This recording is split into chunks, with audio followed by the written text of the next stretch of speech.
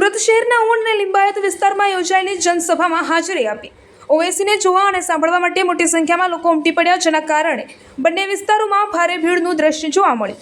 જનસભા દરમિયાન સમર્થકોમાં ભારે ઉત્સાહ જોવા મળ્યો હતો અને કાર્યક્રમ સ્થળે લોકોનો ઉમળકો સ્પષ્ટ નજરે પડ્યો। रिपोर्टर राजू भाई सुखड़िया। हिंदू धर्म के शादी के कानून को मुसलमानों पर आयत कर रहे हैं।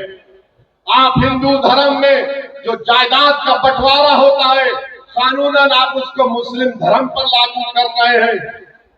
आप हिंदू धर्म में जो मियां बीवी में शादी खत्म करने का तरीका है आप मुस्लिम धर्म पर उसको लागू कर रहे हैं। ये कौन सा कानून है?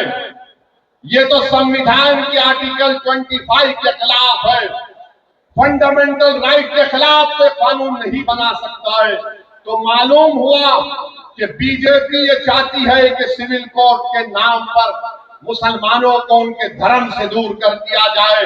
सुन लो बीजेपी आरएसएस वालों, हम इस दीन को कभी नहीं छोड़ेंगे इंशाअल्लाह ताला। तुम कानून जो बनाते बना लो, इस्लाम हमारा धर्म है और रहेगा इंशाअल्लाह ताला। हम गुनाहगार जरूर है मगर इस्लाम को छोड़ने वाले नहीं है। तो बीजेपी को फायदा हो जाता है। अरे बंगाल में जाकर देखो 294 सीट पर कांग्रेस लड़ रही है।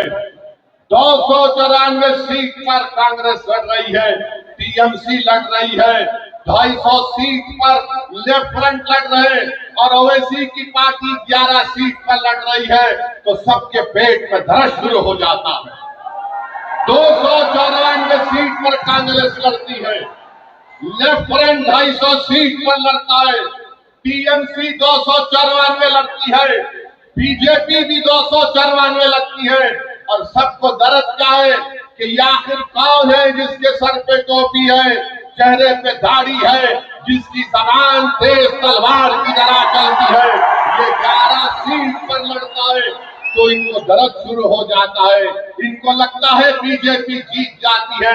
अरे 11 को छोड़ो, 270 पर तुम जीत जाओ और बीजेपी को हरा दो, तुमने दम है तो बताओ मुझे।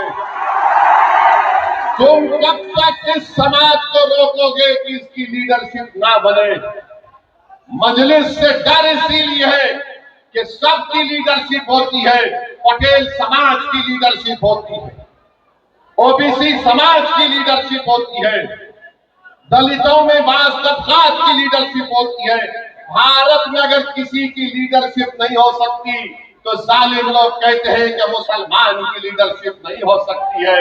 बार बार क्या बोलते हैं? अरे एक पार्टीशन हो गया। अरे तुम झूठ बोल रहे हो। पार्टीशन का जिम्मेदार मुसलमान नहीं था, क्योंकि 90% मुसलमान तो डाल ही नहीं सकते थे उस जमाने में जब वो जालिम जिना इस मुल्क पे 2 टुकड़े किए। और 2 टुकड़े करने वालों में क्या कांग्रेस पार्टी शामिल नहीं है? बिल्कुल है।